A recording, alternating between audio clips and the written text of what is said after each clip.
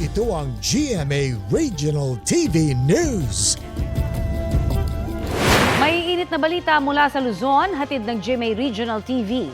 Sugatan po ang isang traffic enforcer matapos mabangga ng isang humaharurot na sasakyan sa Santa Maria, Bulacan. Chris, ano raw ang naging dahilan?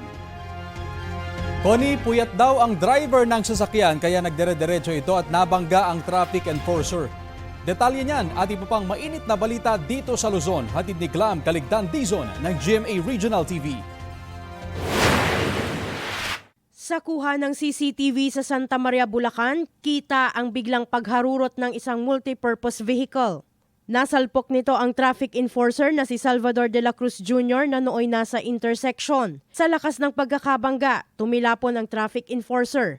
Isinugod siya sa ospital. Sa inisyal na investigasyon ng Santa Maria Traffic Management Office, puyat daw ang driver ng MPV mula sa biyahe galing Maynila. Inaresto siya at nahaharap sa karampatang reklamo. Tumanggi siyang magbigay ng pahayag. Sa San Carlos, Pangasinan, naging sanhi umano ng pagkamatay ng isang trabahador ang kanyang ginamit sa trabaho. Sabado ng hapon nang makuryente si Vicente de Guzman habang nagwe-welding sa pinagtatrabaho ang sidecar at garong shop.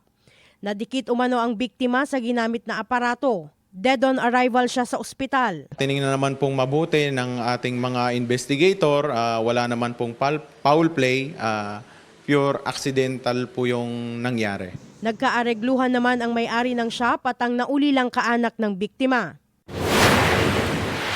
Arestado sa Cabanatuan, Nueva Ecija ang tinaguriang most wanted ng Central Luzon dahil sa kasong murder. Halos 2 linggong minanmanan ang akusado bago tuloy ang maaresto sa pamamagitan ng arrest warrant. Siya ang itinuturong bumaril sa kanyang kabarangay na binawian ng buhay noong Hulyo. Nakadetain na siya sa City Police Station habang hinihintay ang commitment order ng korte. Wala siyang pahayag. Glam Caligdan Dizon ng GMA Regional TV. Nagbabalita para sa GMA Integrated News.